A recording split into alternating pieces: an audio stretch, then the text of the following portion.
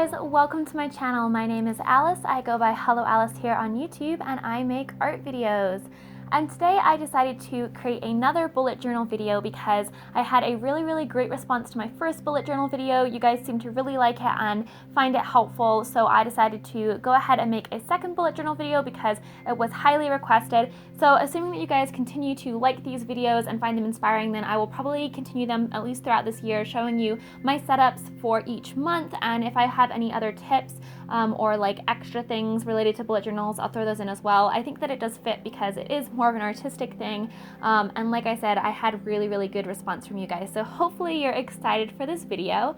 This is going to be showing you my February bullet journal setup, and I decided to do something that was inspired by pink rose quartz. I definitely wanted pink because it is February and there's Valentine's Day, but I wanted something that was not quite as traditional as like hearts or flowers, so I decided to go with a crystal theme. This was also partially inspired by Amanda Rachel Lee's November 2017, I think it was, spread, which was purple crystals, and I will link that down in the description box if you want to check it out. It's really beautiful. But I also decided to add more of a geode twist to it, so for the first page, which is my February title page, I did all of these kind of layered geode stripes, and I used markers for these. I believe I mostly used the Arteza brush markers, which watercolor brush markers, which I've used in a previous video, and then I also used my Crayola fine tip markers. Another type of markers that I tried out during this was the Ohuhu, I think it is called, brush tip markers, which were actually sent to me along with a couple other types of markers, which I will be testing out in another video, and I liked those as well. These are all water-based markers, so what you can do is you can add water and activate them and kind of blend them out a little bit, which is what I did for this, to create more of a soft effect. And then I went over with my fine tech gold paints to add some kind of gold to the various strata, which I thought was really pretty. I'm so obsessed with these gold paints. I use them in my January layout as well, and I was just like, yes, I want everything gold and everything shiny. It makes me super happy. And just so you guys know, I will link all of the products that I've used down in the description box below. If you click expand, you can go scroll down and there's a supply list, and that's in all of my videos. If you were ever curious about the supplies that I used in a particular piece, you can check that out. I outlined the crystals in a white gouache to make them pop out a little bit more against the geode background, and then I just have this, it says February, and I went over it with a Tombow brush tip marker to kind of create more of a calligraphy look. And I also have a little mini calendar on this page. I didn't have a mini calendar on my January spread, but I really like having a little mini calendar there. I just think it's a cute addition, so I went back and added that in this time. This was also actually the second title page I did. The first one was a total fail and it actually looked kind of inappropriate, but I really like this page a lot better, so if something really doesn't work out, it's okay to just rip it out and start again. I've kept all of my mistakes in here other than that one title page, so you guys will see any mistakes that I make and how I corrected them. The next page is my monthly kind of overview, which is very similar to how I did my January one. I really like this setup where I basically just write the month at the top, and then down the center I just put the letter for the day and then the number, and I put it down the center so that I can have everything separated. So I'll usually write appointments and events on one side, and then I'll write appointments on one side and then like events on the other side. So like birthday would go on the right side, and then like appointment, like doctor's appointment at 8 o'clock would go on the left side, and it just kind of helps me compartmentalize. And then at the bottom of this page I drew some more pink crystals because I was super excited about the crystals. I wanted everything to be crystal. I also put this kind of pink line behind where it said February, which I ended up not really liking, and you'll see after I do the next page, I go back and I add some water to that to smudge it out.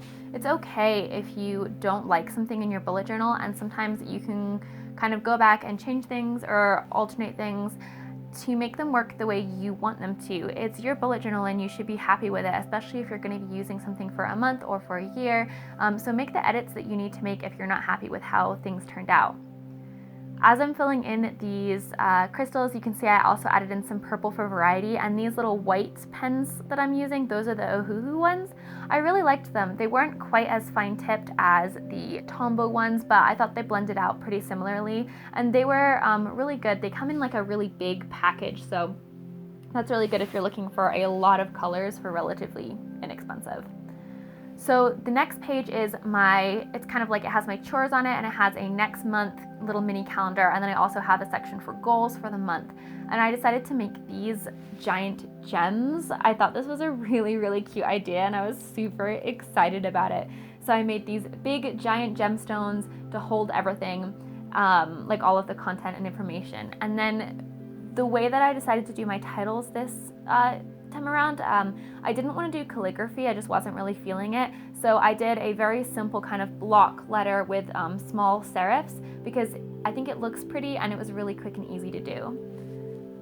When I wrote in my chores, I also have these little like dots usually that I fill in every time I complete that chore, and that way I don't assign everything a date. I just know how many times I want to complete that chore in a month. And for this time, because of the gem theme, I decided to make the little circles gemstones. So I alternated between vertical ones and horizontal ones, and then I went back in and added some like little lines so that they looked faceted. So I'm really excited to color them in, because I think they're going to be so cute when they're done.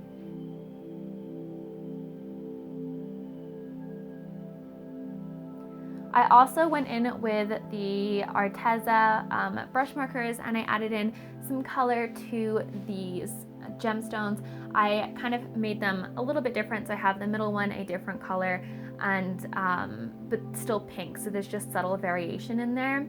And then I went in and I added in some like lighter tones, and then I used water just to smudge everything out so that it looked nice and like, you know, illustrative and decorative.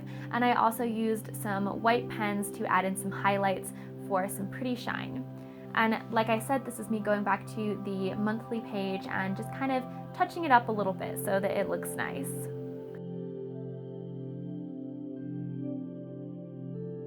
Then the next page that I have is my notes page. You can see that I just wrote notes really simply and then just did a simple border around it, but I wanted something to make it pop a little bit more, so I decided to add in this strata, again like the front page. I didn't want it covering the entire thing because I thought that would be hard to write on, but I just added a couple little key pieces in the corners just to make it pop, and then again I went over it with water to blur and blend it out.